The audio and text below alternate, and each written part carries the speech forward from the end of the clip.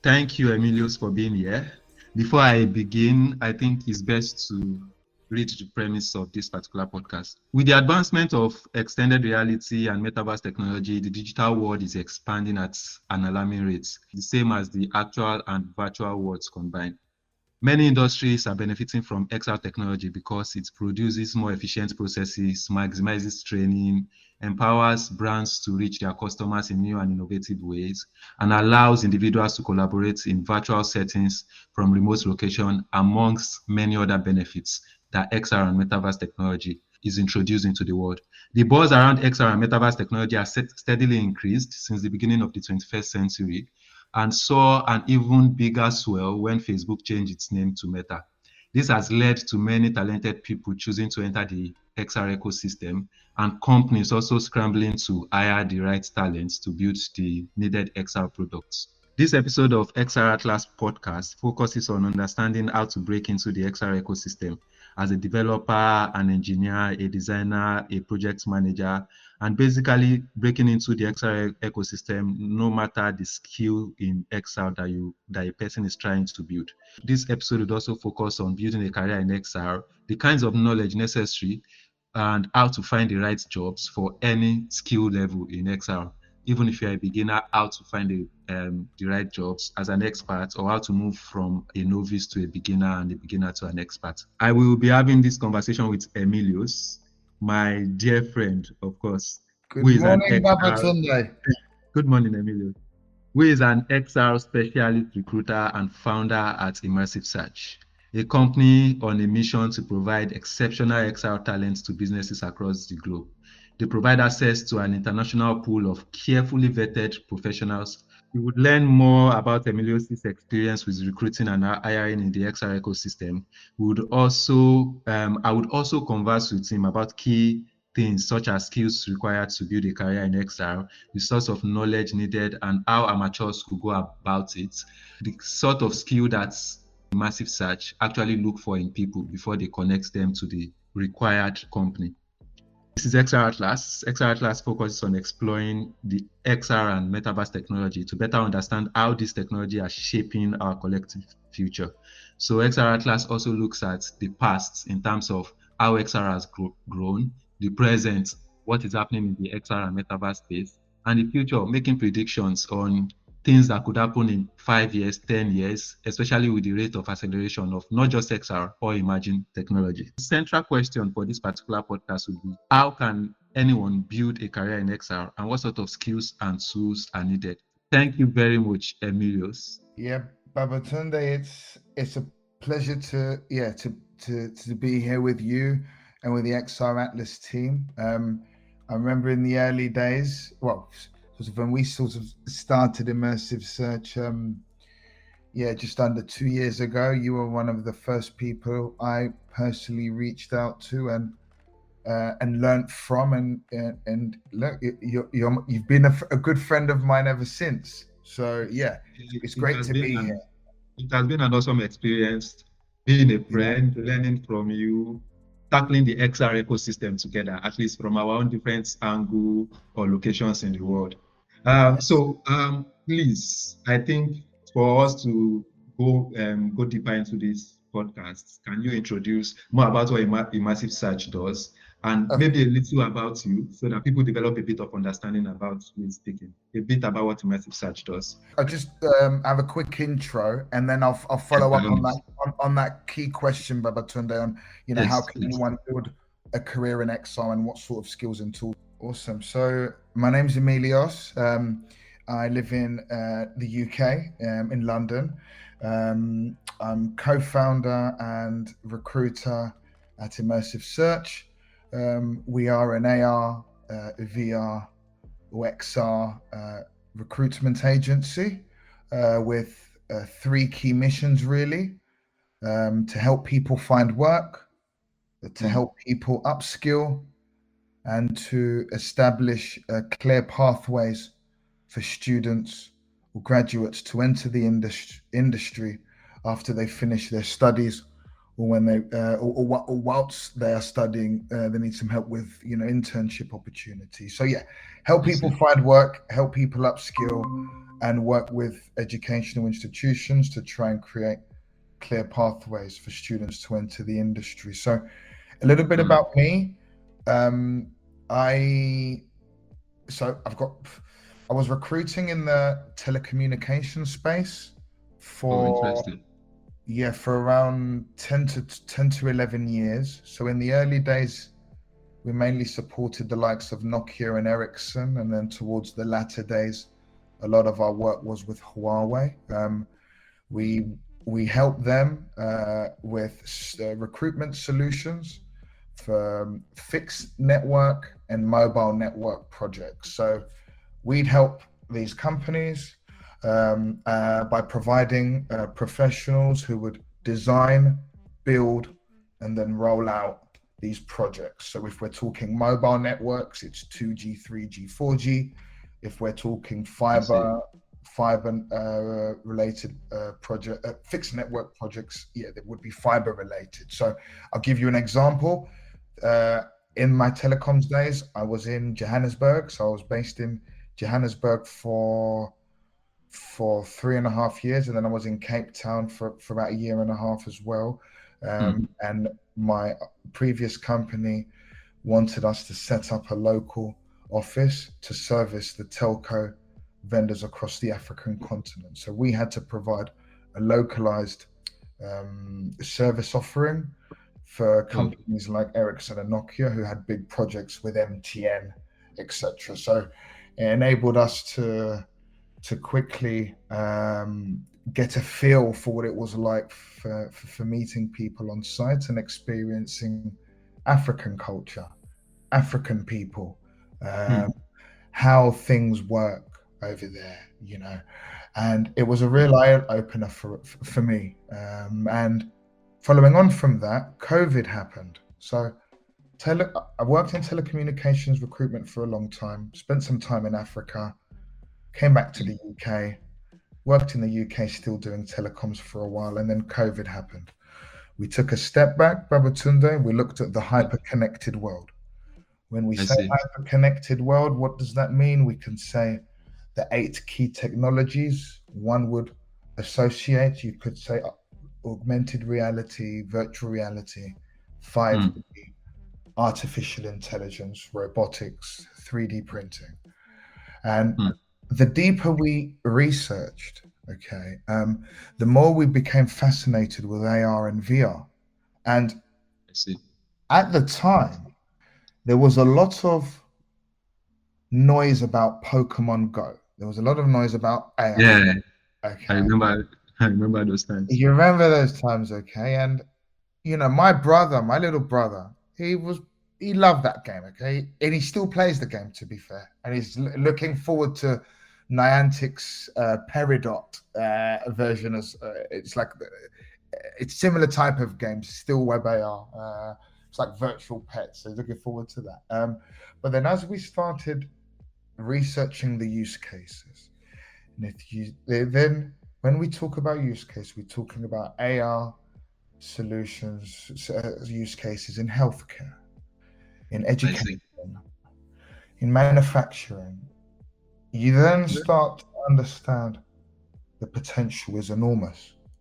Um, Mm. and at that time, these technologies were playing a key role in driving us out of these challenging times. So we knew it would be difficult because there isn't a universal language for what roles look like. There aren't defined guidelines for how technologies are designed or developed. Mm. Um, but we said we had to do it. So we did it. We set up the business. When I say we, it's Immersive search.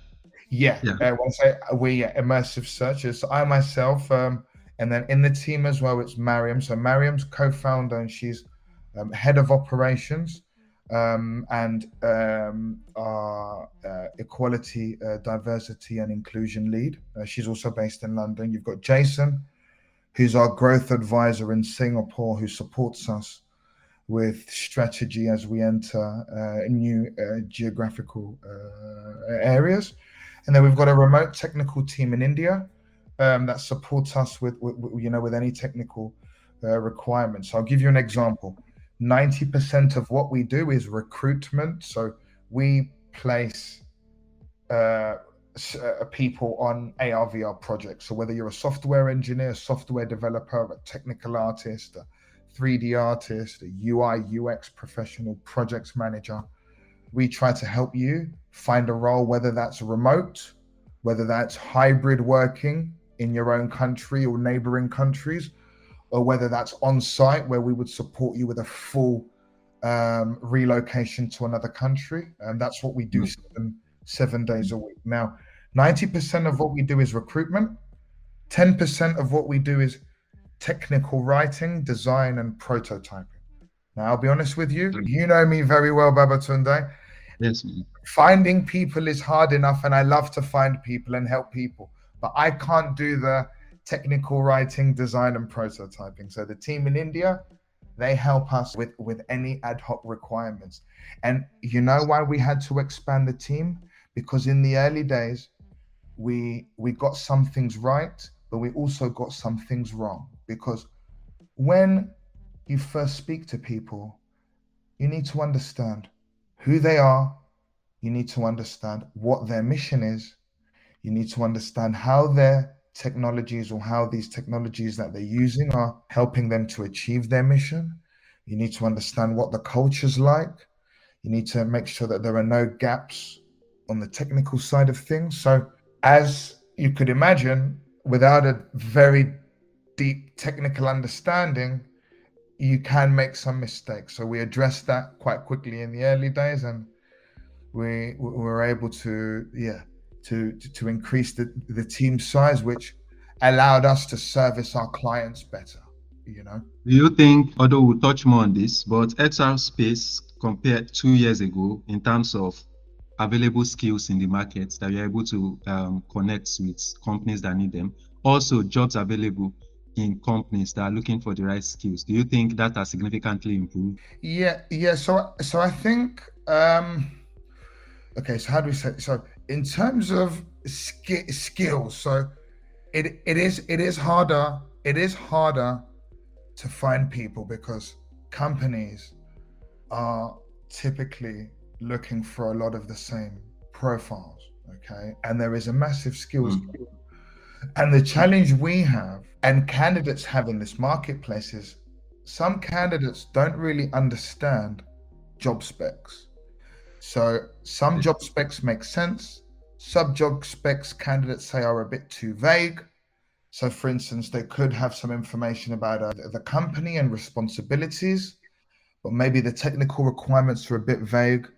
There isn't a detailed understanding of what's a must have as opposed to a nice to have. So we've tried to address this by creating all of our specs on our website. So before we get a job spec, we go into deep with our clients into making sure we know what it is and what they need. And then to ensure that we know what they need, we create our own version and put it on our portal. So it's quite boutique and it's quite unique, as we don't just copy and paste client specs on the portal. We create it as we see fit, as long as it's approved by the end client. From what you said, it seems there is more jobs in the market than there are skills to fill. That's correct. There are lots of jobs. There are so many jobs. If you look at Facebook, AR, VR jobs, there are lots of websites. You look at our portal, there are lots of mediums where you can see. But from our experience, it's very difficult to post a job and receive a suitable response. And why is that? Most of the time, good people are not really looking for work. Good people are happy, or good people are just too busy. You know what it's like, Babatunde. Look how busy you are day in. You are too busy to even. I'm sure people may approach you to work for, and you're too busy with what you're doing to even look. Okay, so exactly, man. And that's why they come to people like us, because we have built a community from scratch, organic, where we've built relationships with people. So whenever we receive a job, we would go to people within our community, speak to them about the role directly, and then gain their approval, and then manage them through the interview process, the offer, and Okay. the onboarding process. Thank you very much, man. From what you've stated so far, if there are more jobs in the market than there are skills, I think this particular episode is to enlighten those that are looking to pick up those skills in order to utilize those or leverage on those jobs that are available on platforms like Meta, Microsoft, and Co. Do you think a degree is necessary to pick a career in XR? Although as an XR specialist myself, I do know that a degree is not necessary, but I think it is important to hear it from a specialist recruiter like yourself. Do you think a degree is necessary? If a degree is not necessary, what sort of education do you think, at least minimal education, do they need to have gone to high school before they pick up XR? What sort of education do you think is needed to at least go into XR? Does one need to be that literate? Do you need to have a degree in computer science? Yeah. Good question. Good question. Well, look, if you already have a bachelor's degree in computer science, you have a good foundation. Okay. If you don't, it doesn't matter. You can learn programming from, YouTube, Udemy, Udacity, Unreal Engine have a lot of material. Unity have a lot of free material. Now, from our experience, we have two types of clients. Okay, you have startups, and you have your enterprise.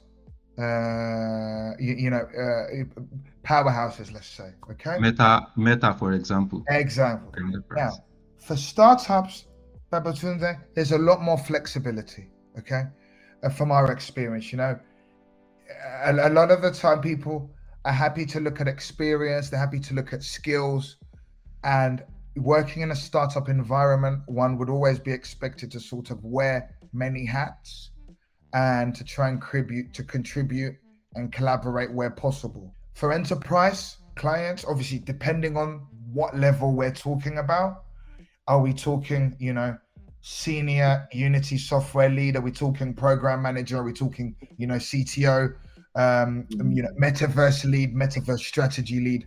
Then, if we're talking about working with some of the consulting houses, then yes, of course, education, the education requirements are higher, and some would also require masters as well. But if we look at the skills, we tend to try and break it down into nine. We can break it down into 9 key areas. And if you look at the 9 key areas, it's programming, software development, general XR knowledge, XR SDKs, machine learning and computer vision, UX design, 3D modeling, graphics rendering, and soft skills. Does one need to have all these skills in terms of 3D modeling, coding, UI UX design in terms of in the XR space? Do you need to have all those skills to get a job in the XR space? Or can you focus on one, become an expert in that, and yet contribute advantageously to the XR ecosystem? Yes. Do you need to learn all those, or you can just focus on one and you would also be able to get recruited, for example, by Immersive Search? Yeah, you don't need, you focus on whatever you enjoy doing. And I always say that, follow your passion, because that's where the magic happens. Start somewhere, really focus on that area and grow. From our experience, 6 months of committed learning, plus adding another 6 months of applying your learning in a real world project, whether that's through an internship or an open source project or a job, can definitely sharpen your domain knowledge. So 6 months of learning and another 6 months of applying. If you have a developer mindset, you may want to go into, let's say, if you're a developer and you want to create augmented reality experience for mobile platforms like iOS or Android, Yeah, go into mobile app development. That would help game development, and then you would look at the software development kits, whether that's AR Core, AR Kit, There depending. are kids. And Yeah. before you continue, I would like to state that experience in the XR space is divided into various sectors, right? So there are those that are skilled with tools such as Unity, Unreal Engine, and they are able to deliver experiences that way. There are those that are just skilled in terms of programming, and they deliver, for example, XR experience on the web XR, through tools like 3GS, right?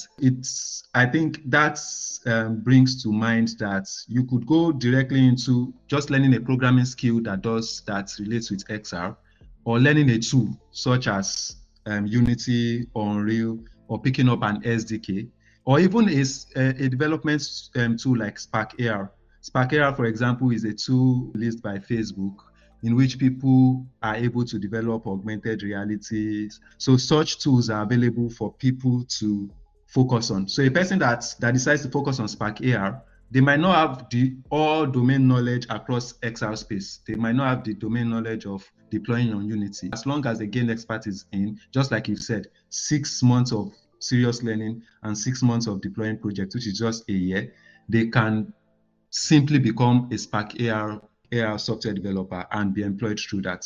Yeah.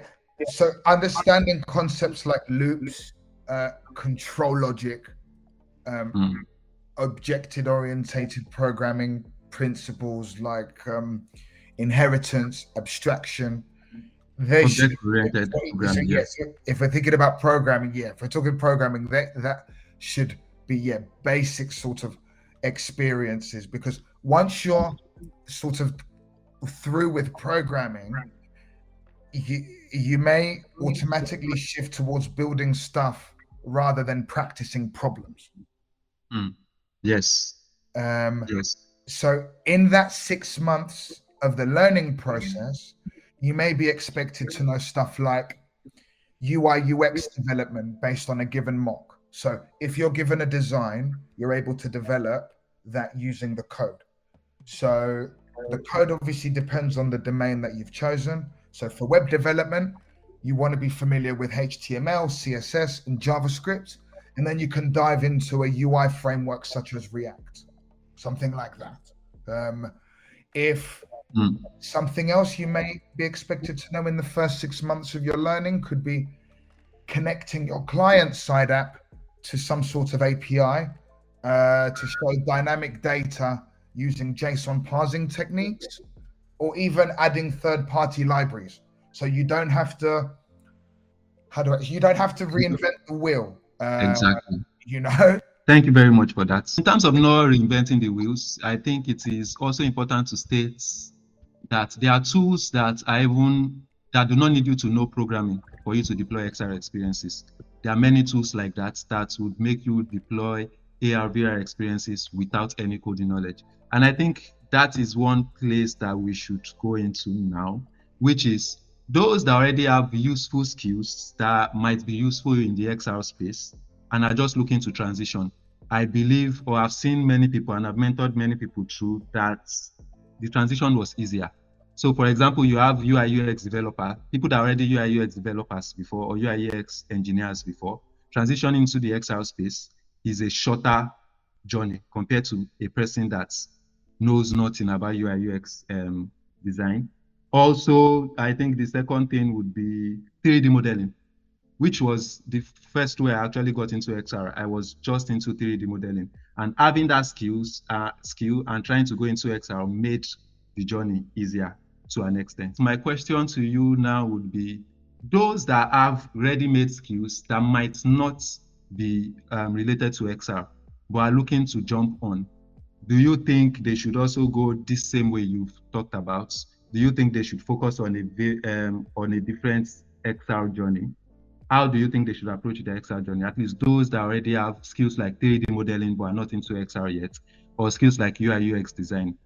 How do you think Well, their I journey? think So, for instance, for people with 3D modeling and animation, so tools like Blender, Maya, and Cinema C4D, Cinema 4D. These are great for prototyping experience with animated 3D models and environment design. So these prototypes, they can they can serve as a good starting point for showing a concept to potential clients. Both are, yes, so both are with the designer mindset. So once you're done with UX design, you can think about how you can apply the design principles to XR. And let's be honest, what issues do we see day to day on XR projects globally? Return on investment, ROI. You know, it's a big issue, and that's what makes a lot of people hesitant to get into the space. You know, but you know, if it's all about making money, to be honest with you, Yeah. it's going to be difficult. I think what you really see is the people who generally care about making making impact for the greater good will flourish. Before we leave tools and programming, before we leave that completely, I think one of the main reason I raised that question is because there are many tools out there. If you want to go into Excel, I think what would actually convince an amateur or someone that is trying to get into the space would be, which tool do I choose? Which direction do I go? Yes, Unity. Why should I go with Unity? Why should I go with Unreal? What top tools? I know those top tools would probably are not the best in the market. There does not mean they are the best in the market, but at least what top tools, 3 or 4, would you advise that people learn, be it tools or programming language, at least those going into the ecosystem? Because there are many tools out there and things are getting confusing. So which would you recommend? So I would say if you are interested in creating web based experience, if it's web-based experiences, I would certainly look at JavaScript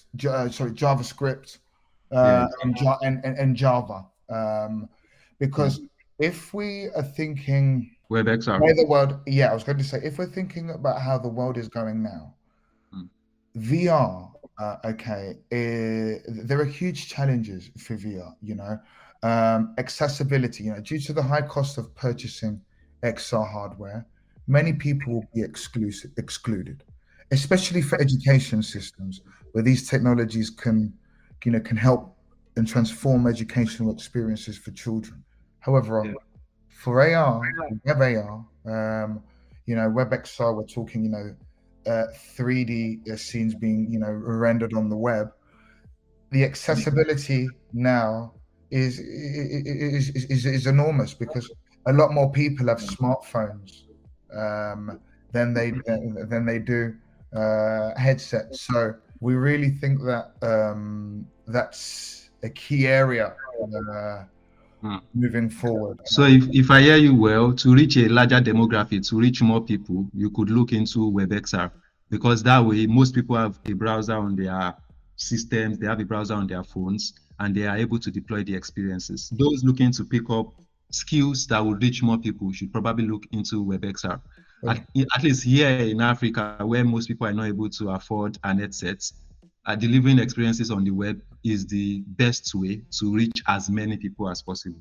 So for those that don't, if we're talking WebXR, just think, group of standards which are basically used to support rendering 3D scenes to hardware designed for presenting virtual worlds or for adding images to AR. So the WebGL, that's the graphics language that takes the data and turns it into pixels onto the screen. And then WebXR, it manages the context and provides the information to WebGL on where and how to draw those pixels. A couple of resources will be going out to this episode, right? One's prepared by both Immersive Search and myself, right? So I think we would add some of those things to those resources that will be going out to the episode. This question is actually on the Metaverse, because that's like the next hype on XR. Everybody is crazy about the Metaverse. about this, about that, fashion in the metaverse, this in the metaverse. So, Emilius, what are your thoughts on the hype surrounding the metaverse? Do you think it's an hype that will die down soon? Do you think it's an awesome hype that people are not really overhyping it? And what is also your thought on like Facebook's name change to Meta and how that affected the whole XR industry? Because from my own experience, immediately Facebook changed to Meta, even those that did not know about the metaverse, they were very excited. What's your thought on the hype surrounding the metaverse? Yeah, I think it's good. I think it's good for the industry. I think there is a lot of noise, and what's important is when there is a lot of noise to always try and take yourself out of the noise and just try and understand what the noise is all about. We work with clients, and we very rarely hear the word metaverse used when we're speaking to candidates, when we're speaking to clients. We very rarely hear it used. So I think at the moment it's certainly used as sort of a bit of a buzzword at the moment. But look, it's among the fastest growing technology segments of our time, despite it still being, at an experimental stage with only really a few platforms available for general use. The unified virtual world offers, limitless opportunities for gameplay, work, social interactions, and revenue generations. So at the moment, what can people do in the metaverse? You can meet and collaborate with colleagues. You can socialize and make new friends. You can create scenes and games and other VR experiences. You can buy real estate, NFTs. You can monetize them as well. You can express yourself through your own cool avatars. You can shop for real and virtual products. You can play VR games. You can attend learning events, concerts. You can sell in-game assets for cryptocurrency tokens. You can invest in digital artwork through NFTs. You can even get a job in the metaverse. You can brainstorm design products in 3D. The possibilities are limitless. That's what I hear you say. Yes. Also, that's how I feel. But obviously, that's what you are also saying, that the possibilities are limitless. I actually saw an article online where a couple got married in the metaverse. Although the marriage went a bit glitchy because walking to the altar, you see maybe the wife's animated character is a bit deformed. Maybe some people were logged out due to network. Those are still the bugs that are happening. Or at least we can see those shifts or those changes affecting industries, people socializing in a way that is absolutely different. Do you have any prediction for the metaverse? Let's say in 10 years. In 10 years, where do you think we would be? We know where we are now. We did not think we would be here 10 years ago, obviously. You see how VR, XR, and related technologies like rose within the last 10 years. Where do you think we'll be in 10 years? Where do you... Hopefully me and you will be on a virtual beach somewhere. Look, I don't know. Honestly, where will we be? I tell you what I want to see. I want to see codes of conduct, Babatunde, like we're starting to see emerging in artificial intelligence. We really need to see codes of conduct. We want to see ethical and safety policies moving forward. We need to try to ensure at a global level that the technologies that they're inclusive and they're affordable, especially if it's for educational use, sir. So that's quite an important point that you just stated, and I was going to bring you back to that, which is the ethical responsibilities companies have, especially companies that release metaverse products. I think that's one of the biggest discussion that has been going on in the space currently. What sort of ethical responsibilities do companies have currently? Can 5-year-old access a VR headset? Can they just go on metaverse platforms? I truly think, and I truly agree with that fact, that a lot of thought needs to go into inclusivity and the ethical responsibilities that metaverse companies have towards their users. So, for instance, I'll give you an example. If you're a company, I think a company should be open with users about the data that they're gathering, and then give them an opportunity maybe to opt out when possible, and also maybe understand, how their data is stored, and if you look at the eye tracking, and if you look at their patents, it's our understanding Meta wants to track your eye movements and facial expressions as you Yeah. roam the metaverse, and patents are alluding to that because they were granted many patents recently. Some involved tracking users' eye movements. Some involved tracking users' facial expressions. Okay. A Meta executive recently said that eye tracking data could benefit advertisers. So, on one hand, you've got monetization, and on the other hand, you've got ethics. Now, where's the line? I'm not an expert in this area, but you see the possible dangers here, sir, and where we need to I get. agree. Even on Oculus, I think the initial time that I bought it, I don't know if you've had access to the opportunity to buy it, but they Yes, require a Facebook account compulsory. yes, I found that yes, very, very weird, but yeah, I could not use it because it was the best, at least consumer ready, cheapest product it exactly. delivered awesome experience. So we had no choice. I had no choice. If I had no Facebook account, I had to go and create a Facebook account. I think that has been changed. I have no idea now. I think it has been. You can log in without your Facebook. But those are some of the things. For example, releasing customer data, like you said, or how the use of customer data, how is it going to be? Being more transparent around that. The next question would be, let's go back to the central question here. And I would say let's address them as short as we can so that people that have gotten lost trying to consume all the information we've been talking about would at least grab some key things. So the key thing is, how can anyone build a career in XR? I think we already stated things around skills or tools that are needed, right? As So as a massive search, let's say someone is listening to this podcast now, maybe they have certain XR skills.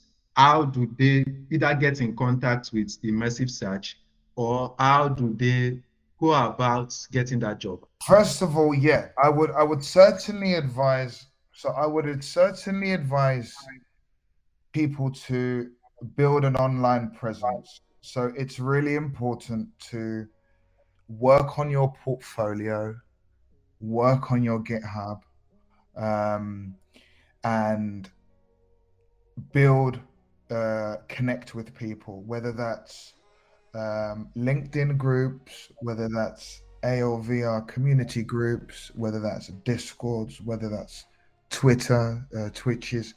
I see. Um, it's important for people to build their network, because if you're not building your network, you're reducing the amount of people you can potentially speak to and create. Yeah. And it is a numbers game. You just need to keep speaking to people. I wouldn't necessarily advise people to apply for jobs the traditional route by just sending their CV to a job link. Be creative. Why don't you research the company and look at the hiring manager? Make your application personable. Maybe you want to send something to the hiring manager directly, um, rather than your email just being in a list of 50, 60, 70 applicants. Volunteer to work on open source projects. Just get that exposure. The more projects and experiences you have on the belt, the better. And I'll give you an example. We have clients who we've seen clients who have been willing to take chances for people with limited experience, but project. How do I say? If you look at their profiles, you can see someone who's willing to learn new things, and yeah, just I never see. be afraid. To learn more things. I would say. Uh, how else could they look? Define Yeah, your platform. Get educated. You know, develop a project. If you have no prior experience in VR or AR, you need to start building your portfolio. This will help you land a job in technology a bit more easier, because companies ask for portfolios. We Often, 9 times out of 10, a client won't interview without looking at their portfolio. To do this, you must start developing projects in order to have something you can show people like me or hiring managers when you're applying for related positions. And like I said, volunteer on open source projects to practice more in the field. This is a route lots of engineers take when they're starting their careers, Babatunde. Pitch to companies. Once you've completed your education and maybe you've got some experience under your belt, you have to show recruiters and potential employers your skills. You have to. They're not really going to come to you a lot of the time. You've got to go to them. So in this respect, you have to immerse yourself in the VR and AR community. You have to build a network with other engineers in this field. Okay. Now, to create a successful portfolio, you need to highlight your best projects, but we always advise people to keep it personable. Keep your projects personal, keep it concise. That way, you're going to stand out. You're going to stand out and you're going to stand out from others in the field. And that will open doors for you. It could be at specific companies, or even when it's time for a technical interview, you can prepare yourself by knowing which questions you may face, So, yeah, So just learn every day, learn what you can about the industry, elevate your skill set, create your networks, be involved with others, because the demand is rising. And if you put your time into learning, you can find the dream, but you need to invest time into learning. How is the interview process like? How is the selection process like? If you can just give a bit of brief around that. So So shall I give you an example of our recruitment process? Yeah, please. Okay, awesome. So typically what will happen is a company will reach out to us, Babatunde. They'll reach out to us and they'll say, we're looking for a web AR developer to work on a permanent basis in California. They'll give us all the information. So what we would do is we would have a call with them. We'll set up a call. We will understand who we're talking to, what their mission is, what the requirements are, what the culture's like. And then once terms are agreed, we would then qualify the spec we've received to make sure we have a deep understanding of what's required. Once we have a deep understanding of what's required, we will then create our version of the requirements, and then we'd go into our own community and talk to people about the role. So typically, what would a role look, an interview process look like? I would call you. If I can't get hold of you because you're busy, I would send you an email with all the information about the job, which I have. I would then wait for you to respond back to me. We would then go through it. It's normally about a half an hour, 45-minute call to talk about the role. My role is to ensure that my client information is clearly discussed with candidates. We need to manage expectations. Candidates need to know what they're getting themselves in for. What's the status of the project? Just about to start? Is it a bit of a nightmare? Is the candidate going to be a firefighter that's going to come in and save the day? We need to manage expectations from the start. So once we discuss, we review the application material. So we review CVs, we review portfolios, we understand people's reasons for wanting the job. We won't just send someone CV because they send it to us. We need to understand why they want the job, why do they want to leave their current job. So we need the motives. Once we understand the motives and we're happy, we will then submit the CV, an application to our client. Depending on the requirement, we could get feedback within 2 hours or 1 month. I'll give you an example. Contract requirements are very quick. Normally, if you need a contractor, you needed your contractor last week or you need them next week. Really spot turnaround. So typically, we'd get a role, we'd send a CV, a candidate may be interviewed that day, and could even be offered a contract a day or 2 days after for contract. For permanent, the process is a bit longer. It could be 3, 4 stages, 5 stages of interviews. It could Wow. be an initial screening call. It could then be an intro call. It could then be a technical assessment. It could be 2 technical assessments. Then it could be a presentation. It could be a stakeholder pitch.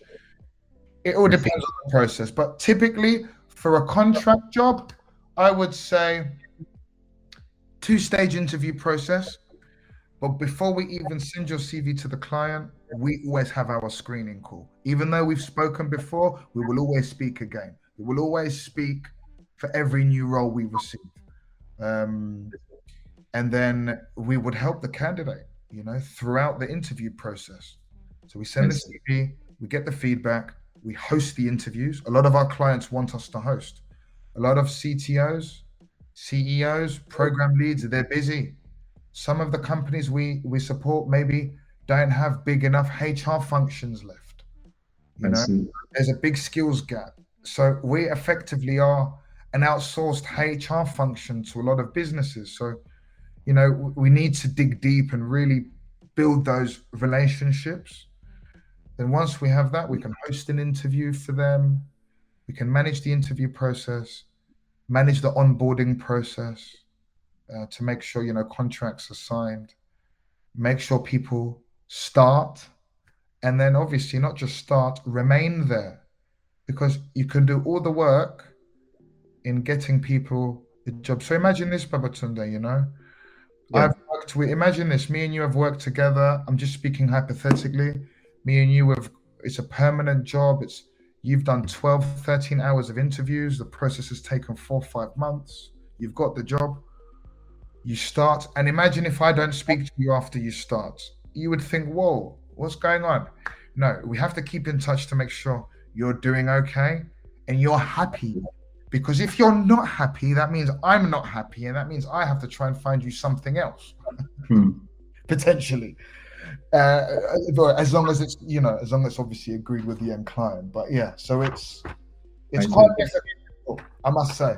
Thank you very much for that clarification. And I think I like the way you take both the candidates and the companies, you follow them end to end.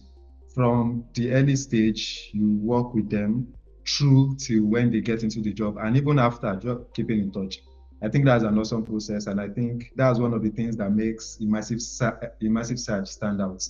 And one of the main reasons I love your brand. I have one more question, if you would like to answer it, which is, what XR hardware or brand is your favorite currently? Maybe it's a Metaverse brand, maybe it's an hardware brand. Which is your favorite currently? I think probably Unity. I think the reason why is looking at the community they've built, the amount of free material they have, and looking at some of these real-time projects, whether it's animation, automotive, architecture, gaming, it's just incredible. It really is. They're doing a lot for the community.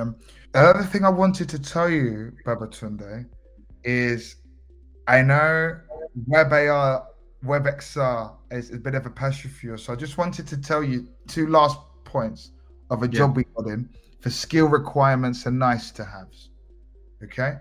So for skill requirements for WebAR developer, our clients said they were looking for someone with a bachelor's or master's degree in computer science or related technological subject or comparable practical experience.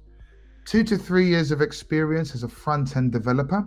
So React and other frameworks are not mandatory. So 3JS and A-Phrase skills or 8th wall were really more important. So yes, a good knowledge of 3JS and A-Frame and an understanding of AR/VR and an understanding of general 3D programming. Okay. And then nice to haves on that spec, worked with Unity or Unreal Engine before, worked with 8th Wall AR SDK, Babylon JS, or any other AR software development kits, skilled in DevOps related tasks such as CI/CD pipelines and deployment via AWS, Google, Cloud Azure, worked with front-end frameworks such as React, Angular, or Vue, create 3D models using Blender or Maya, strong understanding of 3D math fundamentals, and worked with graphics libraries such as OpenGL, Vulkan, or DirectX. Thank you for the clarification. And like you said, WebXR is a passion of mine. I know, And, I know, and I know.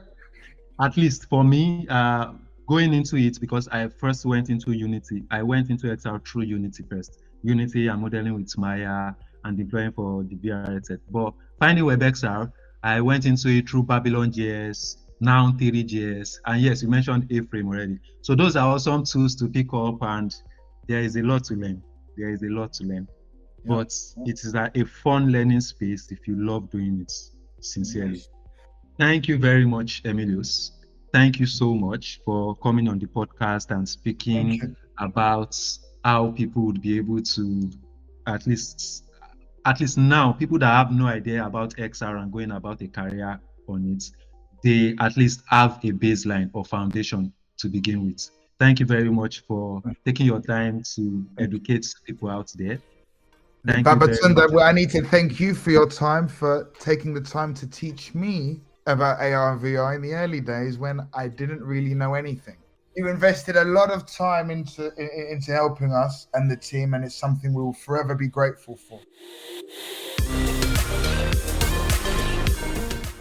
That brings us to the end of this episode of XR Atlas podcast. XR Atlas focuses on exploring XR and Metaverse technology to better understand how these technologies are shaping the collective future of the human race. Stay tuned for more episodes from the XR Atlas pod, where I'll be speaking to leaders in the industry, enthusiasts, developers, people that are passionate about XR and are actively making changes. I hope this episode helped you. I hope you're able to benefit a thing or two from this episode, and I hope you learned as much as I did. Till the next, keep learning. Thank you.